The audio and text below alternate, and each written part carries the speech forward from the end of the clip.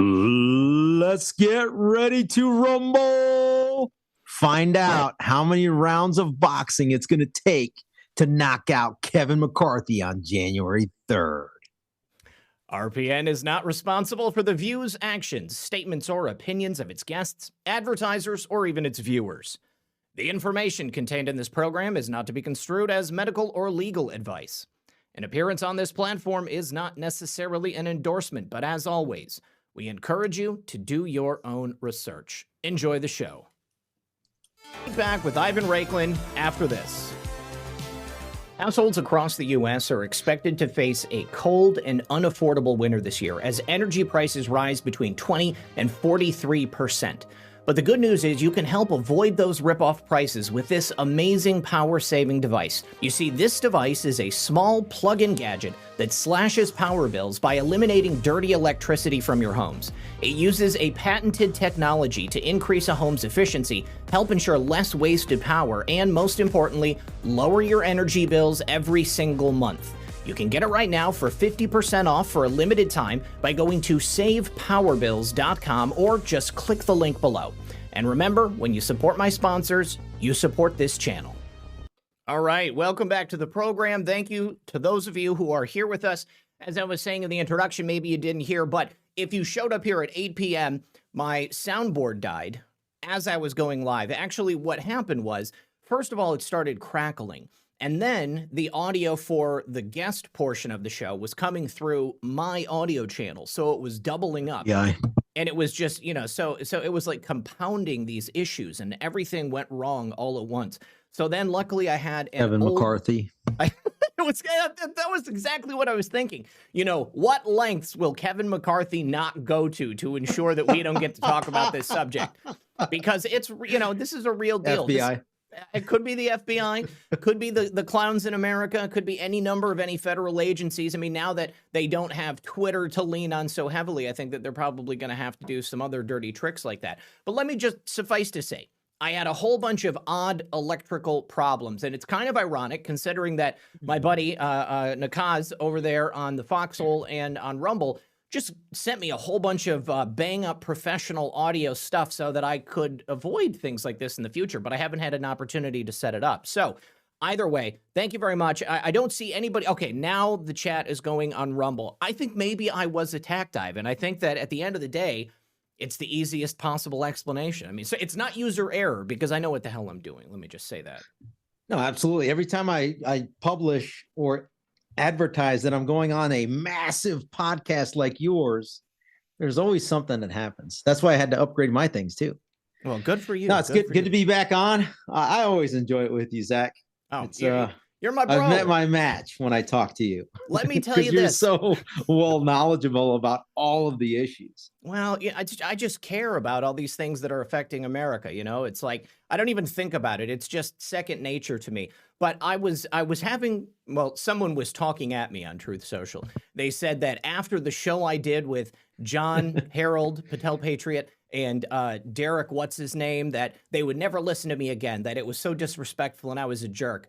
And I was like, first of all, it doesn't sound like me. Second of all, I've never done a show with those two people. I said, maybe you were thinking about the show with Ivan and John. But I said, even if that's the case, Ivan's my bro, okay? I was like, Ivan's my bro. Everyone was claiming I was disrespectful to you and John. I'm like, it's like people. I don't think they were disrespectful to me. No. I don't think I came off as disrespectful. I didn't hear back from either one of you, busting my chops. So I figured it was just a conversation. And that's exactly what it was. I mean, grown-ups have the ability to sit down and have a one-on-one respectful conversation, even on issues that they don't 100% agree. Yeah, like it would be great if you would host me and Mike Pence for a discussion in person. Mike Pence, the invitation is open. I would love to have you and Mike Pence on.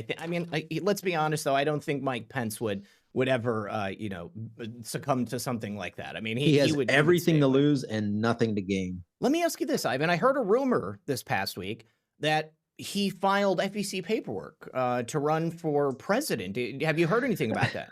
I think, well, needless to say, since everyone knows how much I adore Mike Pence, I got an onslaught of text messages and across all different platforms with that screenshot. And I'm like, wait, what's this? And then immediately thereafter, I kind of take a look, and apparently somebody was, without his knowledge, some CCP agent, supposedly. No, I don't know if it was a CCP agent, but somebody was basically playing a prank. That prank can get you in a lot of trouble. Whoever did that, I would imagine that's kind of a fraudulent filing, which probably will be prosecuted if considering Mike Pence and what he does with trying to prosecute President Trump, trying to prosecute everybody that's loyal to Trump, that was trying to expose the truth and implicating Pence and all the criminal behavior over the last 6 years. And he's using his network of friends in DHS and DOJ to go after the Trump world. I would expect him to do the same as it applies to whoever filed. Certainly. But yeah, I mean, that's for another conversation. I did a Substack specifically on how he's already locked in 275 electoral votes based on his loyalists that are essentially running elections in some of the contested states to get to that point. But unfortunately, that's the case. But that's for down the road. I think we need to focus on January 3rd. In the run up to it. On that note, and how Kevin McCarthy is going to be backing out of the speaker's race. I actually have a video, Ivan, the video that you sent me, and I'd like to play it for everyone. I sent quite a few. Well, which one is it? The one most recently where the congressman is talking about the secret speaker candidate that he's not going to reveal. Oh, Bob Good. That is a very good clip. This is a good video, you guys. You're going to like this. And so go ahead. I have some updates and analysis to that. You should be able to hear this, okay? So if you can't hear it, you've seen it. Obviously, you sent it over. But go ahead and take a listen to this, guys, and tell me what you think Bob Good is saying. There we go. Oh, no, that's the wrong one. That should definitely be this one. No? What the heck? What's going on? Okay. Kevin, are you blocking the video? They screwed up everything. My monitors are labeled incorrectly. Okay, here we go. When folks see, who we put forward, they're going to be excited about it, and who is that? Who is that going to be? You're going to have to wait and see on that. You already have a decision made? Well, I have a decision on who I think it should be, and I think that's largely supported by most of the folks who are part of this effort. But it does not advance our cause to put out a name or names right now. Is there a plan right now for the 5 of you guys to vote for the same person? I think you're going to see the support be for Andy Biggs to start. To start? Yes. Okay. We need someone to put forth to deny Kevin McCarthy the 218 votes. That's not the person you, in your mind right now, are thinking of. That's not who I'm speaking about to get to 218. Interesting. And are the other 5 members also in agreement on this person that you're thinking of right now? I think there is large support for one individual in particular for Speaker. And I think that, again, he's a conservative who can get to 218 and would do an effective job. The 36 who didn't vote for him on November 15, 31 who voted for Andy Biggs, 5 who voted for just 5 different people, single votes each. None of those 36 have come forward and said, hey, I voted against him on November 15, but I'm voting for him this time. Essentially, if McCarthy withdraws or once he is effectively blocked on January 3rd, we'd like him to withdraw before January 3rd so we can put forth a candidate to get 218 votes on the first ballot. But they're not going to raise their hand. They're not going to acknowledge they're interested as long as he is perceived to be in the running. There's a dishonest disinformation campaign going on, by the way, from his office and from his team that, hey, if we don't vote for Kevin McCarthy, the only person who can be speaker, that we're going to elect Nancy Pelosi or Liz Cheney or some, rhino who's going to make a deal with Democrats. Totally untrue. Everybody knows that's not true. That's a scare tactic to try to to confuse the base to say, oh, well, we're not crazy over McCarthy, but we don't want Pelosi as speaker. There's no chance that's going to happen. And move forward together with someone that represents the conservative center of the conference, someone that the base will be excited to see us support. I think on the second ballot, you'll see it'll become a little more clear on who we think can get us to 218. All right. So that video, I mean, it sure makes it. Well, first of all, let's say this. I had some people on Truth Social before the show, Ivan, and they were saying, take it to the bank, whatever. McCarthy's a lock. This is it. He's going to win.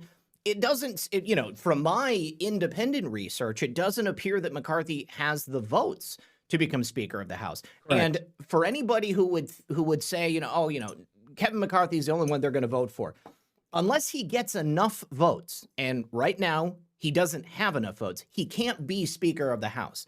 And they will continue to vote over and over and over again. How many times in history has that happened, Ivan? I know it's rare, but it's happened a couple of times. Yeah, so if you go back, it's happened a couple of times where there have been multiple votes. The actual largest number, the world record, if you will, America's record on this, it's over 100 votes that took place. Mm-hmm. And you can find this on the Speaker of the House website under the history section of it. Mm-hmm. I believe it was 130, 150 votes. Can you imagine how many votes? I mean, that's not the same day. No, that would have been weeks. Yeah. I think that took weeks for them to decide on who it would be. And Matt Gaetz even indicated at the event down in Arizona last week, I believe it was, or the week before, that he's happy to go till the till the cherry blossoms come out. He's happy to hold a vote until they figure out who it's going to be. He's one of the 5 that are never Kevin. Mm-hmm. So the reason 5 is an important number because that brings the threshold down to 217. And I think I sent you a couple of videos, right, where one starts off with 221, and then you can start seeing clips of different people coming up and saying that they're never Kevin. And then you have another 7 that came out that basically said that they want motion to vacate the chair, which Kevin will not provide. That brings the number down to 220. And then Lauren Boebert comes out and says that she's only going to vote for a speaker that allows for vacate the chair, which also is an indirect jab at Kevin McCarthy. And so Bob Good basically says that there's upwards of at least 20 Republicans that are not going to vote for him on the first round, first ballot, if necessary, right? Right. And then the second round, he's going to, even if he gets to that point, I honestly think that he's not even going to get to that point. And the reason being is that the conversations that I'm having with members, and again, I like to be open and honest. I do have conversations, whether it's via text, message, whatever, phone with different members. And you've seen photos where I've interacted with folks to include Jim Jordan. Bottom line is you're starting to see a sentiment growing, especially with my Substack that I've put together. It's the counterintelligence investigation of Kevin McCarthy. And as I send it over to him and I say, hey, this is who you're voting for on January 3rd, if that's who you're thinking of voting for. And just keep in mind, I mean, you're going to have to live with that. And so you may want to reconsider. I do, professionally, cordially, and some of them don't respond, but they don't block me, which means that they're, you can see who's reading my stuff. And others are asking for advice on, well, if it's not going to be Kevin, who do you think it should be, Ivan? Realistically. And obviously, what my publicly facing argument is. I think the ideal situation is to provide vote for President Trump in the temporary speaker, right, while we address all the constitutional issues that have occurred, unconstitutional issues that have occurred against a sitting president and a candidate back from 2016 to today. Give them an opportunity to rebut, also to respond to all the illegal activity of the DOJ, FBI, in the most law-offensive manner possible, right? Right. In the most aggressive constitutional way possible, so that they understand that there is going to be a massive body check for their criminality. They're going to get criminal referrals. There's going to be censure and ethics investigations into all the impeachment managers from the impeachment hoax 1 and 2, as well as all of the J6 cover-up committee crew that Mike Pence basically consummated, right? And then it's going to be a big boomerang.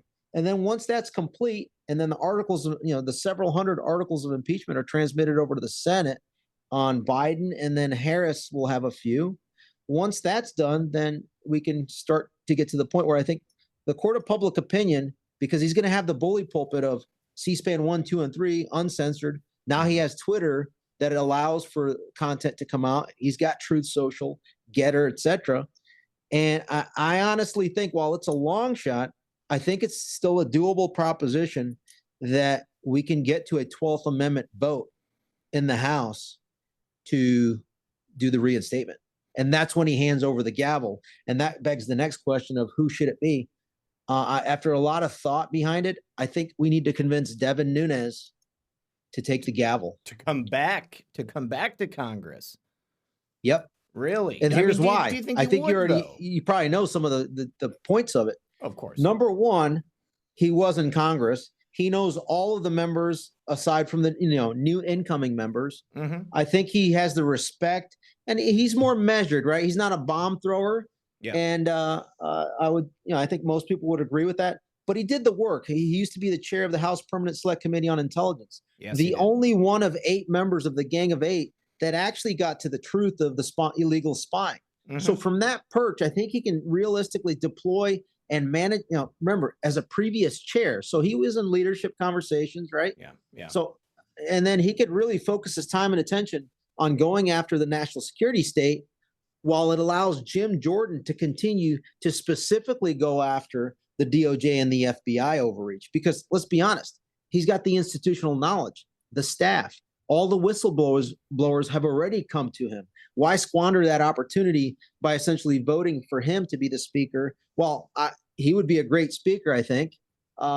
There's some things that you may not like about him, but I think he would garner the 218. But I think he's better suited to be chairman of the judiciary in order to provide that body check against the DOJ, bringing in all the research and evidence that he's done, right, in the minority right now, and then previously when we were in the majority, and leaving Devin Nunes the opportunity not only to do the national security component, but now having served as the CEO of Truth Social, mm-hmm. From that perch, I think he gets quite an exquisite, if you will, understanding of tech and social media to then be able to use his bully pulpit to go after big tech, mm-hmm. and then basically coordinate it with all the investigations going on from the Judiciary Committee, but to deploy the entire House to go after the Chinese Communist Party, big tech, big media, big pharma, right? Mm-hmm.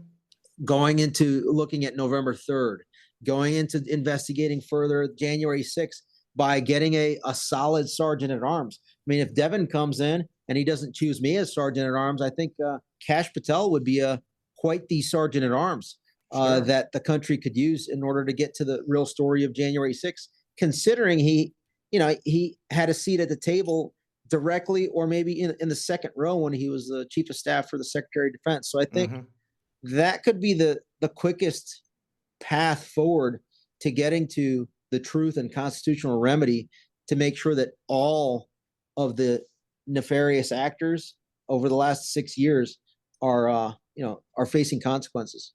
I tend to agree with you. I'd love to see Kash and I'd love to see Devin back in government. I really like the idea of Devin as Speaker of the House because, he, again, just in the way that President Trump isn't elected to any particular office right now, but he would just be elected by members of Congress to run that spot there. Devin, I think, would be uniquely positioned, Mm-hmm. for all the reasons you said, but, specifically because he's not also a congressman. He doesn't have anything else that he has to worry about. He can focus solely on directing the body politic and essentially making sure that they're covering all the bases, everything that we need to expose all of this stuff. And now, I think he has the leverage as well. I mean, I get it. President Trump has the leverage of endorsing 150 of the House members of the 222, right? And then I think for those that are the anti-Trump crowd, while we would get them, I think we could get to the 68 necessary, especially with these Twitter file releases on almost a daily basis. Mm-hmm. Especially if you and I and constituents over the next week basically say, hey, obviously, I feel confident Kevin's out, right? With everything that we've uncovered and the work that we've been doing and educating the body, he's not going to have the votes. So then now we've kind of are going to transition into the next phase of, how do we convince 218 to to support President Trump initially, Right. to afford him that temporary opportunity to rebut, right? I mean, it's due process, right? Just give him an opportunity to rebut anything coming from the J6 committee, from everything that happened over the last 6 years, the 2 impeachments. And then once that's done and complete, even if there isn't a 12th Amendment reinstatement, because the numbers don't match up, in return, basically, you get a Devin Nunes to continue that fight. And I think Devin Nunes has the trust of both, not only Trump world, right? But I think having served, I think it was at least a decade in Congress, he has those relationships. And if he's way more trusted than Kevin, let me ask you this. Honest. Do you think that Devin would have to give up his CEO position at Truth Social, or do you think that he would be able to straddle the line and do both? I think that would be a question of, can he legally? I think he would be able to, because as speaker, I mean, should he ethically and morally, if you want to maintain like the high ground and the conflict of interests component, and it would be a precedent setting move. I think, while I'm usually the most law offensive guy and like take everything at task, I still consider the historical precedent behind it. That's why the argument that I did with the Pence card was measured, and they never went after me because, it's stuck within the framework and it didn't go beyond that. So I would say that it's probably better that he step away from that role during his time as speaker so that he can focus his efforts on the speakership. Sure. But I don't think, look at what Nancy Pelosi did, right? But she was a sitting member, so it's a different circumstance. I'd have to think about it a little bit more detail, but right now, as we're thinking through it, I would say it's probably more appropriate to step aside for twofold, right? Yeah. It gives him the moral and ethical high ground, and then it allows him to fully focus in on speakership, just like Trump did when he steps aside from, put it in blind trust, things like that. Right. Well, I think you're right. I think that it would be better probably for the country if he was solely focused on that. But I guess there'd be more buy-in into it. I think. Yes. And it would be one less thing that they couldn't attack him for. But the question then becomes, is he willing to give up that CEO position at Truth Social? Now, let's say Devin, is 100% a patriot and he's willing to do whatever it takes to save America. I think that he was wonderful in Congress. I think that if he was presented with that opportunity, it would be really difficult for him to plausibly turn it down. What reason? You've got Devin Nunes, you've got the opportunity to come back to Congress, be the Speaker of the House, and perhaps lead us into the direction that we need to go. Because right now, things are so tenuous. This may be a long shot, but it's one of those things that's thinking outside the box. Because what have we gotten so far, guys? We've done the same thing, expecting different results every time. And the deep state has proven to us that they don't give two shits about us or the Constitution. They will, if they can, they're going to trample all over us and our rights. So why not get creative and think outside the box to try to get the justice that we deserve and make sure that it happens? So people have frequently told me that this is a dream and that I'm crazy for even thinking that it's possible, but I think that several hundred years ago, there was a couple If I can explain the math, I think people will kind of see the path. I want you to explain the math, and then I also want you to explain the 12th Amendment reinstatement. But let me just finish the thought real quick. In 1776, there was a couple of crazy guys here on the burgeoning American soil that decided that they didn't want to be ruled by the British monarchy anymore. And I think a lot of people probably said back then, you're crazy. You're going to go up against the king. You're going to go up against the queen, and they had to do it because what's the choice? You either die on your feet or serve on your knees. I'm not willing to do the latter. So we've got to go for the former. And so just an excellent example of that. So yes. So explain to me the numbers and then explain the 12th Amendment reinstatement. Absolutely. So it's going to be a long discussion here. So number one, there are 222 members of the House that have an R by their name. There's a total of 434 since we're missing one due to he died of cancer a couple weeks ago in the 4th Congressional District in Virginia. That'll be in February 21st, the special election. So he's not going to, most likely, it's not going to go that long into February. Never say never. So let's just assume that it won't. Yeah. Just as an assumption. So you still need, with one gone, you still need that 218 for the majority. 222 Republicans. Now you have 186 of those 222 in the internal conference vote on November 15th voted for Kevin, and 36 did not vote for Kevin. 31 of those voted for Andy Biggs, and 5 voted for someone else. I found out in the interview from Bob Good last Friday, a couple days ago, that those 5 were voting for some other, each one voted for an individual separately. Any of them Liz Cheney? Were any of them Liz Cheney or Nancy Pelosi? No, because she's not coming. I would say no, but Liz Cheney was not able to vote, I'm sure, because she's not going to be in the 118th Congress. Okay. Right. No. I meant, did anyone put up Liz Cheney's name? Because that was, Bob Good mentions that this disinformation that maybe Liz Cheney is going to be Speaker That's of the House. Kevin McCarthy saying Exactly. it as a scare tactic. Exactly. There is no chance. There's No no chance. circumstance whatsoever that the Republican conference is going to allow a Democrat to be the Speaker of the House. No. It's not going to happen. No. Because guess what? It's okay. It might happen for 5 minutes and then they're just going to change that, right? Maximum 5 minutes.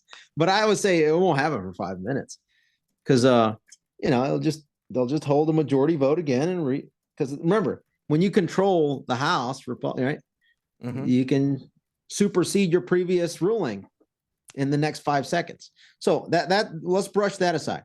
So 186, you need 218, Kevin. So I guess one strategy, I always like the war game things from the other side's perspective. So then what are Kevin's only options when he realizes, after having multiple discussions with the 5 that are never Kevin and them not budging and him publicly saying, yeah, they're not budging. And so then the question is like, how are you going to get to 218? Well, I don't know. He's going to basically go on January 3rd. And then as more people on the sidelines, before you interject, so you have the 5 never Kevin. You have 7 that signed a memo from the House Freedom Caucus that said they need the following stipulations from an incoming, they're basically, it's a job application. If you want to be Speaker, you got to meet the following 7, these following things, one of them being motion to vacate the chair. And if you don't, then we're not going to vote for you. So that's 12. And then Lauren Boebert, that's 13, right? Now, Kevin realizes this, right? I mean, he's talking. So then his only strategy and path is to convince the Democrats to either vote for him. Now, he might be able to get a few of them that are in safe districts, but most of them are going to be immediately primaried. Are they willing to put their political career on the line to get Kevin to be the Speaker of the House? That's probably a hard no. Maybe and how about Manchin. Republicans? Are they going to be willing to vote for a Democrat? They're going to get skewered by I don't know, their family, their neighbors, and everyone that they know.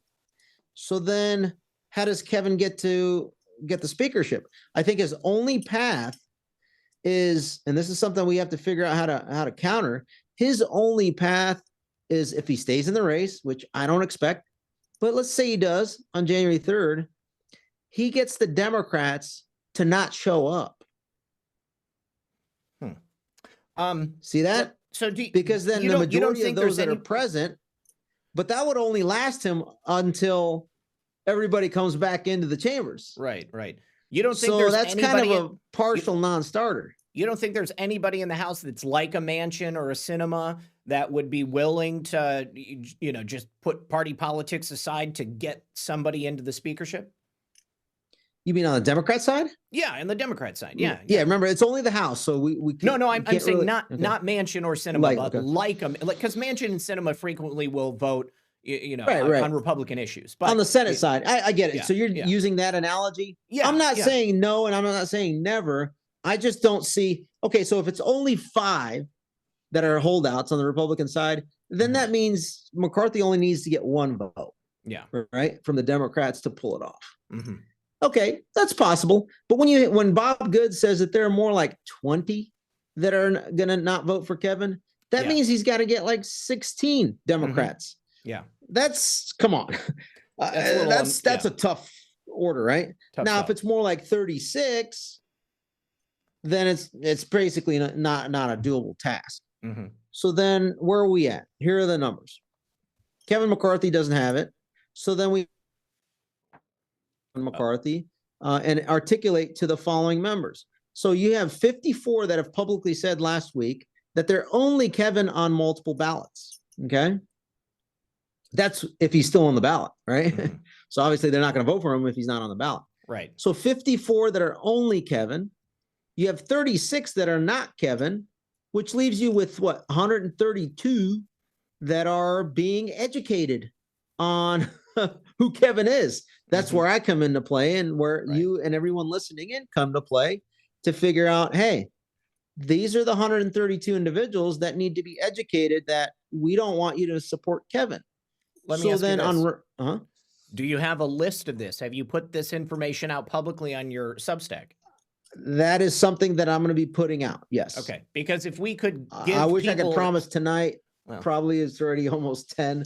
it is. Yeah. I'll try to get something out tomorrow. Okay. So if we can get that out as soon as possible, Ivan, then we can put the audience to work and give them some action items of who to contact and share your Substack with them. Talk about the counterintelligence investigation into Kevin McCarthy, what type of person he is, and what type of person we want to see in the speakership. Because Right. Because exactly. more of the Because same. it's very telling, right? When 132 people have not publicly said, like in private, they voted for Kevin because it was, Yeah.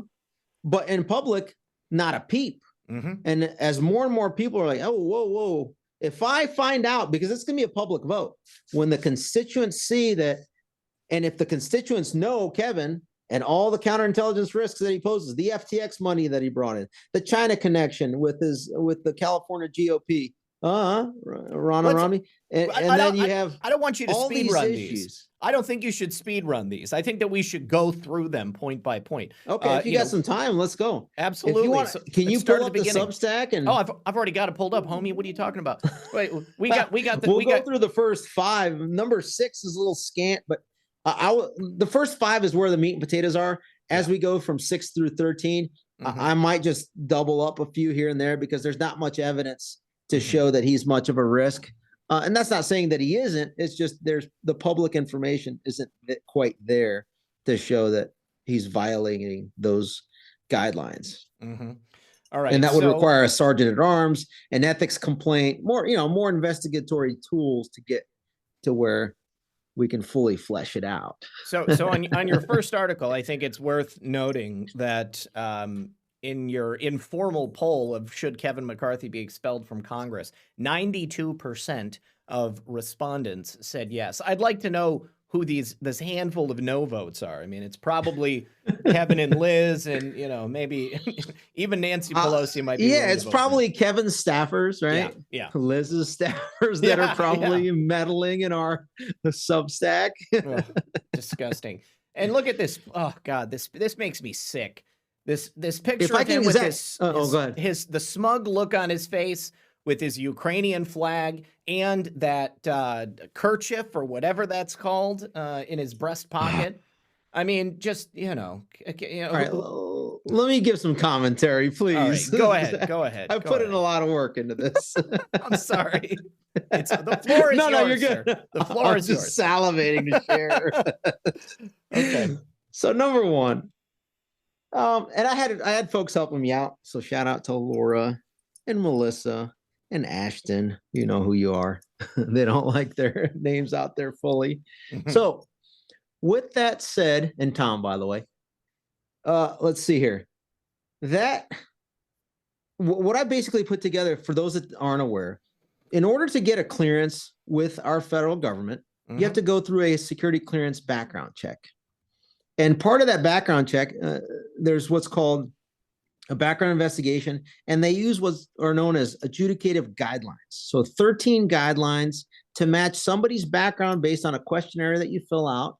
It's a SF-86. Yep. And then, based on what your background is, they match it to see whether or not you pose a security risk and a vulnerability to our national security interests, meaning can you hold a security clearance and are trustworthy enough to protect it from disclosure, right? unlawful Yes. disclosure. Right. I happen to have spent, I don't know, I've had over a couple decades of holding a clearance. And so, just to knock on wood here, been following the rules. Now, some people think by exercising my First Amendment in my personal capacity off duty and exposing the corruption in our government constitutes a risk. But it doesn't. Mhm. I'm just exercising my First Amendment in my off duty personal capacity, Absolutely. as I am here. Yes. So, those 13 adjudicated guidelines are directed by the Director of National Intelligence, and I'm using that as a framework. In italics, it's the wording from those adjudicated guidelines, and then the non-italicized content in the Substacks refers to what I've observed through just open information research. And again, Yes. all this is available for any human being to replicate that I did, because it's all available to the public writ large. I just happen to package it together. And the first one is titled what? That would be Kevin McCarthy, subject of a counterintelligence investigation. And if we're looking at the guidelines, the first one is allegiance to the United States. And there comes into play that Ukrainian lapel pin. Yes, Ukrainian exactly. kerchief. So the first three adjudicated guidelines kind of focus on that ecosystem. First one is allegiance to the United States, foreign influence, and foreign preference are the first three. Yes. And so in the collective of that, because, more information comes out as we work this through. And so the first one was essentially focused in on a lot of the Ukraine FTX money, right? And then there's some more details in there. And then how that Ukraine FTX money was utilized. Same thing with the foreign preference, foreign influence. Not only is it the Ukraine FTX money, which let me just do a quick aside. For those that aren't aware, everybody's heard of Sam Bankman fraud, right? SBF, and that he was a major donor, number 2 donor after Soros, to the Democrats. What many people haven't seen, other than maybe from National File reporting, is that the number 2 at FTX, Ryan Salami, I like to call it, or Salome, was the number 1 donor to Republicans from FTX. Yes. Recap, FTX money comes from stolen depositor money that comes from individuals like you and me, whoever, I didn't invest in it, but others may have. And then also Ukraine invested money into FTX that was received by Kevin McCarthy, voted on legislation to fund the war effort in Ukraine, also known as the money laundering operation, on behalf of both parties. So Kevin McCarthy to Ukraine, Ukraine to FTX, Ryan Salame to Kevin McCarthy, PAC, Congressional Leadership Fund, as well as another, that's $2.8 million, by the way, $3.5 million to Mitch McConnell, PAC, right? The Senate Leadership Fund, I believe it's called. And then at least $5 million we're tracking into Kevin McCarthy associated PACs. What did he do with that money? In the primary, he dropped off $4 million to try to take down Joe Kent in Washington's 3rd Congressional District. He also then dropped another $9 million to try to take out Joe Kent in the general election by running anti-Joe Kent ads so that the Democrat could win, and then multiply that by another about almost 24 other congressional candidates to make sure it was a managed pink trickle rather than a red wave. Somebody that in Ohio, Kevin McCarthy dropped a lot of money against him as well. J.R. Majewski. Here in Virginia, Jerome Bell. In Florida, Anthony Sabatini, Laura Loomer, and the list goes on and on.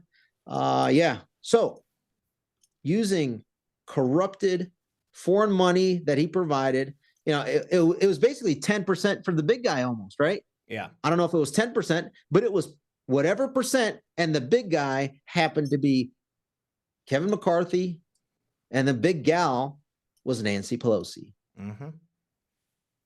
Guess what else?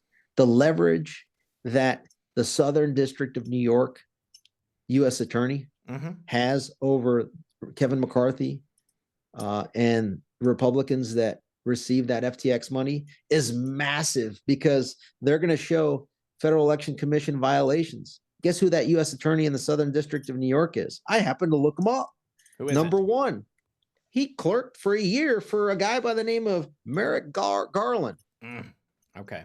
about 10 years ago. Yeah. And he was appointed by the current Chinese resident in the White House last year. Yep. Okay. Yep. So what do you think? You think he's going to use his prosecutorial discretion to go after the campaign finance fraud of Sam Bankman-Fried donating to Democrats? Or is he going to focus all of his time, resources, and effort against Republicans who received money from FTX? I think that's probably more likely, even though it's going to be something that angers people to no end. But yes, I guarantee you that's probably what's going to happen. Most people don't go down that rabbit hole, right? We do, audience here, but most of society is going to be like, whatever, FTX, corrupt money. Yep. Oh, yeah, it was Republicans. So, so that's going to be the leverage that they're going to have over Kevin McCarthy and keep him in his little box. And he's pretty much a coward because he's backed away from the speaker's race before anyway, which leads to, I think, part number four, sexual activity. Sexual behavior, you say, but behavior, yes. So are we talking Frank Lutz, or are we talking some fair-haired blonde chick? No, I was not able to find any evidence of any sort of impropriety with Frank Luntz. However, there is plenty of evidence with Renee Elmers, which was a fellow congresswoman that was in Congress at the time when Kevin McCarthy wanted to be the speaker. But one of his colleagues basically said, if anybody wants to put their candidacy in for Speaker of the House, Majority Leader, or the whip, they must not have any transgressions in their background, or something to that effect. Sure. And so at 10 a.m. when there was going to be a vote for a speaker, and McCarthy was expected to be the winner, 2 hours later, when that memo went out to everybody, Kevin McCarthy backed off and pulled away his candidacy. Oh yeah, sorry guys. So that's definitely a warrior, huh? And by the way, that's never been addressed yet. Have you ever heard him address that? Oh no! I've never even heard of it. Had no idea. I had an affair. Yeah. I'm sorry to America, to my family. The whole spiel. Because when he does that, then it's no longer, he's not subject to blackmail because it's already out there. Sure. In this instance, it's like it's still in that alleged status, but it's way more than alleged. Considering, are you just going to back away when the allegation goes? Seriously. So this guy is a walking counterintelligence time bomb, like total nuclear bomb threat.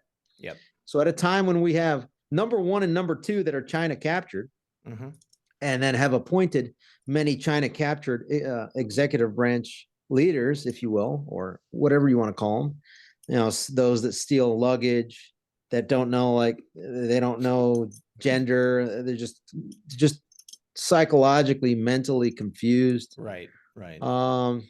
This is all ideological subversion, right? You're aware, right? Your audience knows the whole Yuri Bezmenov model. Oh, yes. They're just playing it to the T. I was reviewing it last night. One of Yuri Bezmenov's lectures. It was like an hour plus. To the T. The Chinese Communist Party has taken what the Soviet KGB did and then amping it up to 11 and then applying it to destroy our country from within, focusing their time and effort and attention on specifically our executive branch, the DOD, with all these mandates that just demoralizes the strongest warriors in all of these institutions are being, are pitting the organization against the most loyal, trustworthy individuals in the organization that you would want to lead it. Yeah. And I'm one of the casualties, I guess, of it, that stepped away. I didn't want to participate in the unconstitutional activity of a captured executive branch. So I had to gracefully depart. Well, good for you. Good for you. I'm glad that you. So that's the counterintelligence investigation that we're trying to get to all these members. All right. So highly, highly important. And keep your eyes out tomorrow for me sharing Ivan's link to that on my Telegram and giving me social. Homework. Yeah. So if you're listening in, I don't know. So Melissa, Can you put that together? Oh yeah, get your interns on that right now, guys. We got to get this out. I also shared the link to Ivan's Substack. I've shared it before on Truth Social and I've shared it on Telegram, but let me drop it again in the chat. And you guys, please, if you can, go ahead and subscribe to him. He's well worth it. Good stuff on that thing. Also, this man, Yuri Bezmenov, the prophetic interviews this guy did when he defected from the Soviet Union. This is the kind of thing like I want to do a watch party. Like I just want to play this interview on the show and then do like kind of a breakdown and talk about it afterwards because it's absolutely. I'd love to join you. The other thing that I'd like to do is take his prophetic speech and then put in just the audio, play the audio, and then do a montage of what happened over the last 2 to 6 years in our country that people can recall. Yeah. Because he would narrate it perfectly as we bring in the whole, the riots of 2020 and the summer of love, right? Like it would be brilliant. I think so. I think it would too. I'm just checking my schedule for this weekend. Saturday is New Year's Eve, so I'm not going to be doing a show on New Year's Eve, but I am doing a show on the 30th. I've already got a guest set up for that. Ivan, what if we do this next Saturday, the 7th? We did a Yuri Bezmenov full interview watch party. So hopefully I can get the documentary I've been holding off on due to various reasons. Hopefully we release it on the 6th. Okay. Maybe we'll release it on Lindell TV. We'll see. All right. All right. Well, it's about the 6th, and then the next day, let's do it. Well, okay, sweet. So we'll plug it either way. That's my long answer. Yes. Okay. So Ivan and Zach, Yuri Bezmenov watch party. Okay. So you guys, well, we'll have to pause it, right? Because I'm long-winded, so we can give our own critical thought and analysis. Yes. Well, I mean, I think that's the only way to do it is to pause and to comment as we go along. I mean, otherwise it's just we might as well just steal it. I mean, we've got to transform it. All right. So the 7th, Ivan and I will be doing that. So be here for that, guys. All right. So we've obviously got some homework. The only thing we didn't touch on that I wanted to make sure we did was the 12th Amendment reinstatement. That's right. We got to explain that to the audience and how that could possibly be done. Okay. This is how I envision it. Okay. So plan for the best. No, I'm sorry. Plan for the worst, hope for the best, pray for the best. Yep. And so the 12th Amendment, if you actually, for those of you that read the Mike Pence J6 cover-up committee report that just came out, what was that, last Monday? Yep. I believe the 850 pages. In there, one of the recommendations was they wanted to pass legislation. Get focused, listen in closely. They want to pass legislation so that Congress cannot go back on an election. Why did they do that? I'm probably the only guy nationally that has any minor voice in this conversation that has argued, along with Matt DePerno and a few other key folks, that the states can go ahead and at any point in time, if they can, I think for precedence, you need to show that it was an illegal certification, which it's clear that it's happened. It's just that we haven't had the political courage in the state legislatures to correct it. Well, we may have that because we just had elections, not only federal elections, but also elections at the state level, to where we may be in a position where at least one state creates that domino, right? That we've been wanting to happen over the last 2 years, right? Yep. Right. Let's just assume that happens in January in, let's say Arizona, particularly in light of what just happened in court for Kerry Lake. Okay. I think the political desire and pressure is building and building. And I would not be surprised if Arizona is the first one to go and kind of reclaim their 11 electors. That might be the impetus and push, along with the Twitter files, to get enough pressure applied to 2 more states. Now it puts us in this uncharted territory where, well, guess what? The resident no longer has 270 electoral votes. And that's when the U.S. House of Representatives 12th Amendment kicks in, contingent election, 1 state, 1 vote. And guess what the numbers are?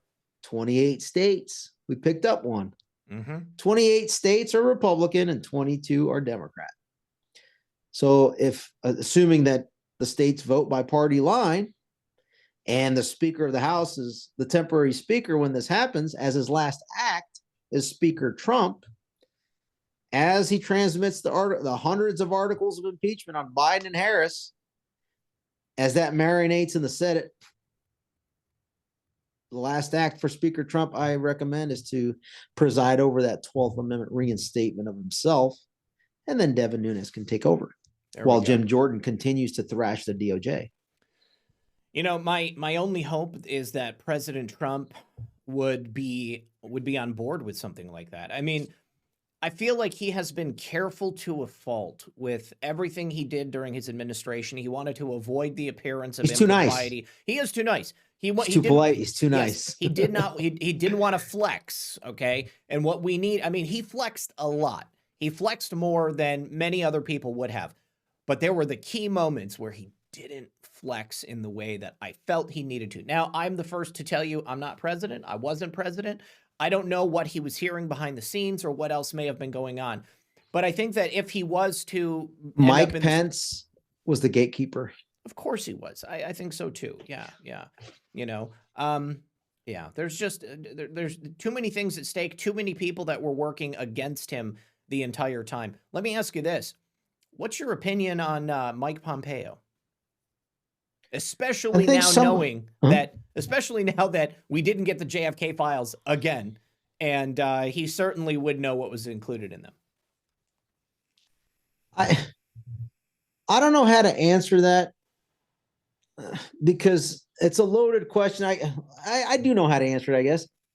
I just don't know because I think I always try to look at it from his perspective. He's sitting in the background trying to see if Mike Pence is going to be able to, right? And I'm just thinking of this right now as you ask the question. Yeah.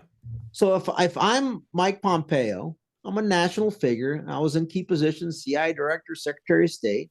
Mm-hmm. And I see that Mike Pence is essentially trying to destroy President Trump. And if he's successful, then I'm going to say, there's no way Mike Pence has the charisma to become president, but he has the electoral slate in his back pocket.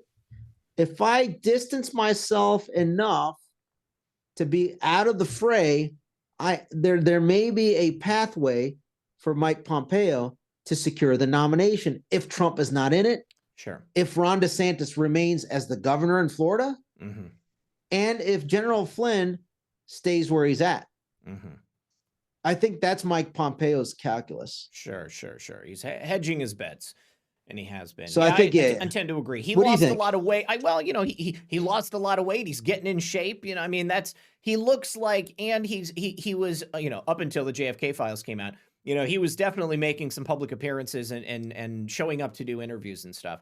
He's been right because he's not like very pro J6 cover up committee, that wing of the corrupt system. But he's also not like buddy and just rubbing elbows down at Mar-a-Lago. He's he's trying to pave his own path without being tethered to either side of that argument. I feel like what I've observed. I feel like largely he was an ally for President Trump while he was in office, but I did not like the way the CIA and even the State Department, handled the Julian Assange stuff. The way the federal government went after Julian Assange and just continued to, I feel like that was a miscarriage of justice. And there was an opportunity there for President Trump and for other people to. I'm not sure how that discussion went because I remember there was on a couple occasions, Trump even said publicly that, like half the people as advisors are saying like, go ahead and release, pardon him. And the other half are saying, oh, no. So I'm not sure on which side Pompeo fell. Maybe but I just don't know. No, I don't know for sure. Not at all. I need to say thank you. And I'm not defending him. I'm just, just what I know. I'm just sharing. Of course. Yeah, I get it. Now, as far as when you said, is Trump thinking about becoming speaker? Mm-hmm. Have you gotten this to him? It's been presented to him on several occasions. I mean, Wayne Allen Root, right? Yep. Even as late as a few days ago, I think it was Friday, President Trump had an interview with Wayne Allen Root, and Wayne Allen Root says, Kevin McCarthy stabbed you in the back, Mr. President. He's like, yeah, I know, he stabbed me in the back. But he's like, it's risky if you don't support Kevin. It was like the most non-endorsement ever. It's the weakest endorsement I've ever heard President Trump give to anyone. Well, here's the thing. If President Trump was to come out and say, I am actively considering taking the Speaker of the House role should it be offered to me. Can you imagine, everything that would be done to ensure that that would never take place? They would take all the leverage they have on anyone who is considering not voting for Kevin McCarthy, and they would use it, okay? All the blackmail material. That's why should that happen, that has to happen on Monday night, the night before. Yeah. At the earliest. So I in the same way that a lot of people theorize about a lot of stuff, President Trump isn't going to come out and say, guess what? I would totally take this if it were offered to me. And we've got a lot of big plans should it happen. That's not going to be the case. Once Kevin drops out of the race, it's wide open. That's it. It is wide open. Because that's why the focus is to educate folks on why they shouldn't support Kevin, so that he realizes he just doesn't have a shot. And he's going to need to step away. But just bow out, just like 2011. Once he recognizes that he's never going to get enough votes, he has to step aside. He has to pave the way for somebody else to come in there. And then it becomes an issue of, who is truly going to represent the best interests of this House, who's going to represent the best interests of the American people, and who is going to... Can I ask you a question, even though you're host? I know people hate it when I do that. Oh, I don't hate it. What do you think? I want to get your perspective too, because we're not in a vacuum here. It's you talk to a lot of people as well. So who do you think would be best suited? Honestly, I totally agree with you about Devin. I loved Devin Nunes. I think he's great. Clearly we're talking about Speaker Trump.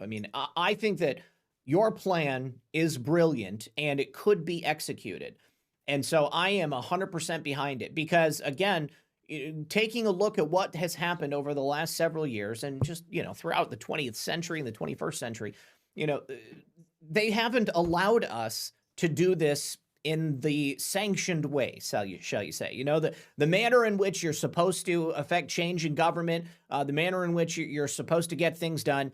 They have just not allowed it to be plausible. They have barricaded us at every step of the way. They've destroyed lives. They have broken the law. And I think that this could legitimately happen. So that's why I'm a proponent of it. But once President Trump, steps aside to go do whatever he needs to do, I could totally see Devin Nunes doing this. But if it wasn't Devin Nunes, I do like Jim Jordan, but I understand your point about him staying on the judiciary. I think that's very important. I would support a Matt Gaetz. I would also support a Rand Paul. I guess Rand Paul would have to step aside from his Senate seat. Yeah. Oh shit, that's right. He's in the Senate. What am I talking about? Matt Gaetz. But nobody's going to step away from the Senate in order to go over there. But yes, I guess Matt Gaetz is really it then at that point. All right, wild card, because I put a poll out last couple of days on who should it be, and then just based on people's commentary. Somebody mentioned, I want to address that kind of here since we're talking about it. Carrie Lake, right? People were saying, hey, Carrie Lake would be a great speaker. Now, don't get me wrong. Carrie Lake is a phenomenal orator. The grace and elegance that she comes onto stage and then presents her case and then just elegantly destroys the opposition. Right. I don't think that she has the relationships knowledge. You have to have the relationships in the House, right? Whereas when people say, well, President Trump doesn't, he does. Like, he's endorsed 150 of the members. Right. He's had to engage with them over the last 4 years. Whereas I may be wrong. I don't think Carrie Lake has that. That's not to say that I don't adore her. She's hopefully somehow we can pull it off for her to become the governor. I think, yes. Then the other aspect is who was the other person that was floated around? Lee Zeldin.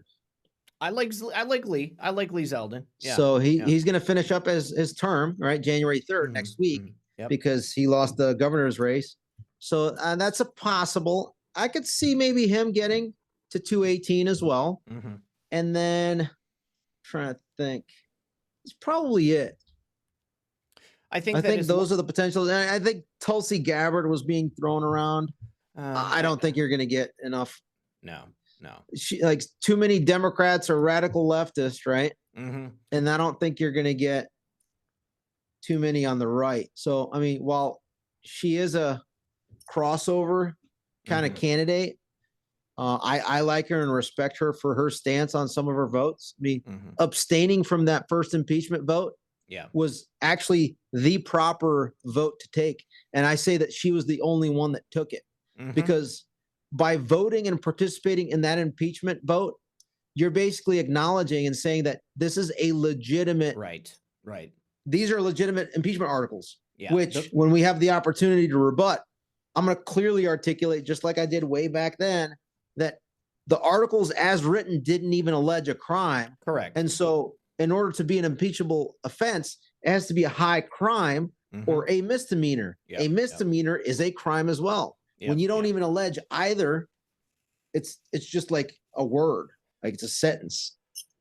It was a fairy tale. And she was the only one that actually voted properly, I thought. Yeah. I tend to agree with you. And here's my thing with Tulsi. I mean, she's just recently kind of come into the fold, and I think that whatever she's going to do, she needs time to, I guess, mature in her newfound political beliefs before I think anybody should be taking what she does or says too seriously. Certainly, this is a problem I think we have.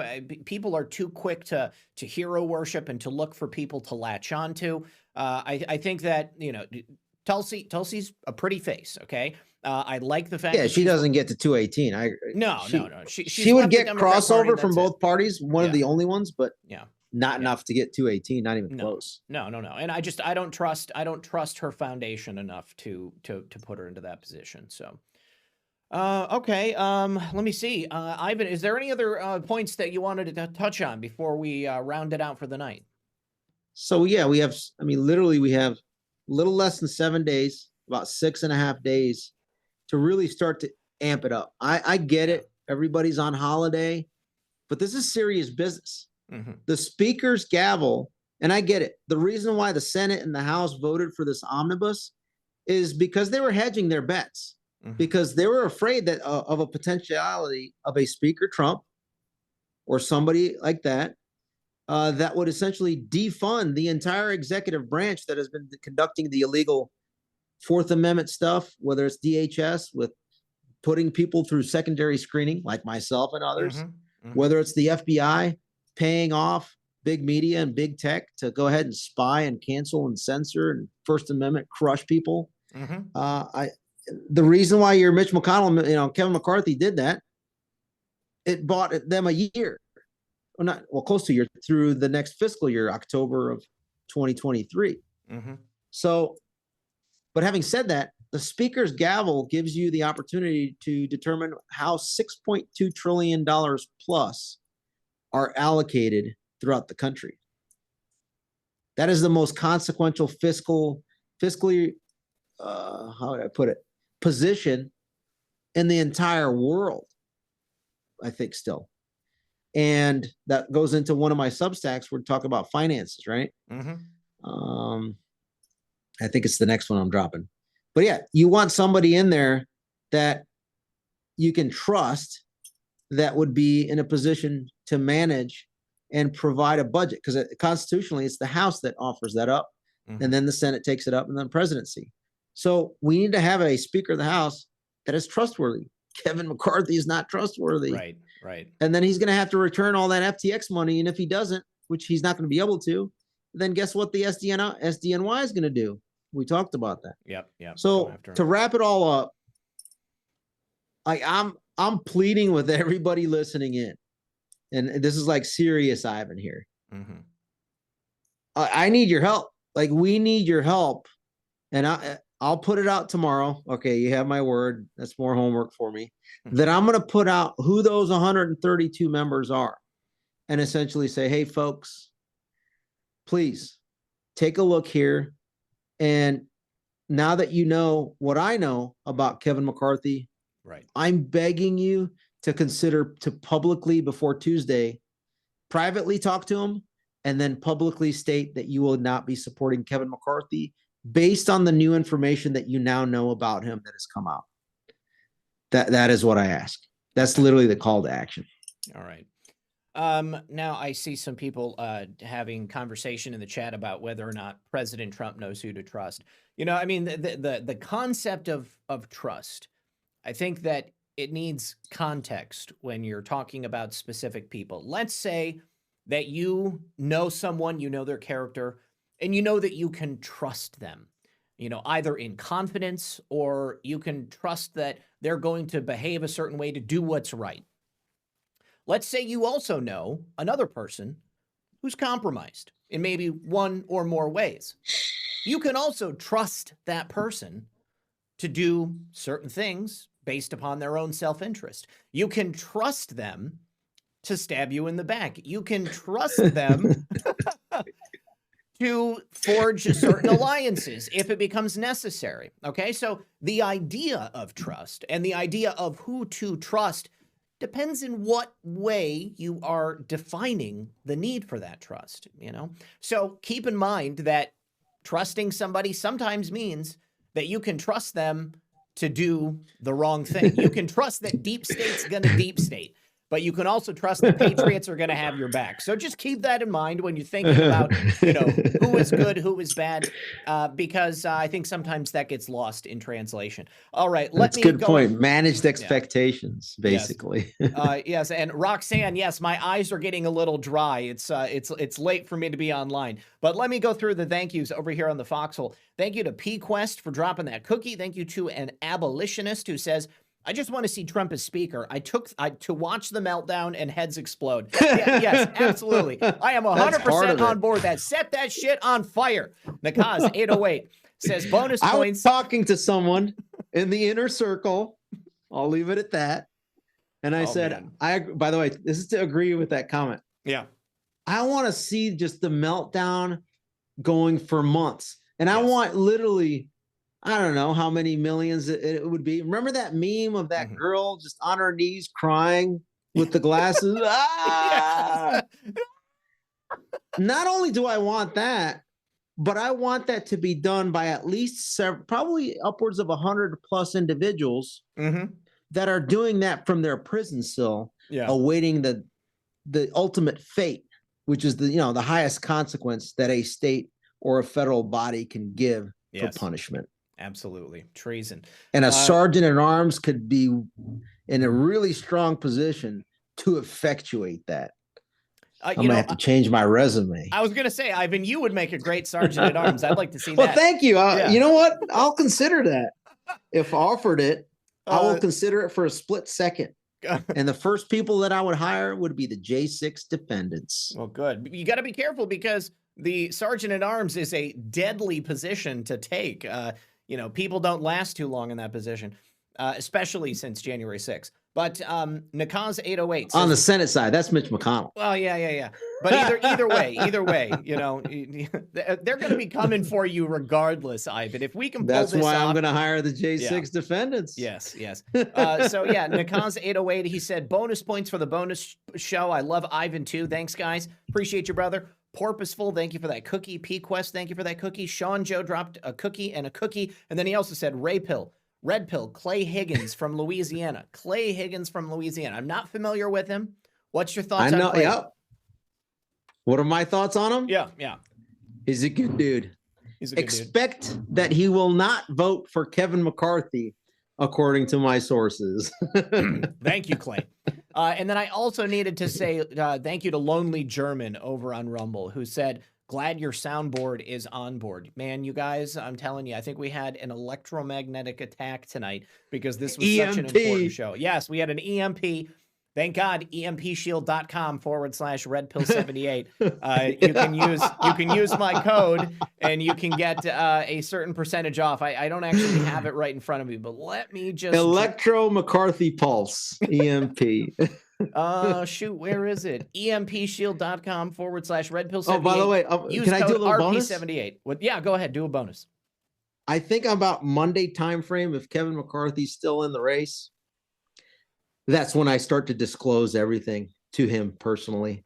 Because yes, I do have his cell phone and his Oh, email address. Kevin, your time is limited.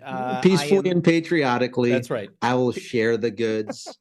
I cannot wait to see it. As soon as it comes out, I will go ahead and put it out on the channel. All right, you guys, thank you very much to Ivan for being here with us tonight.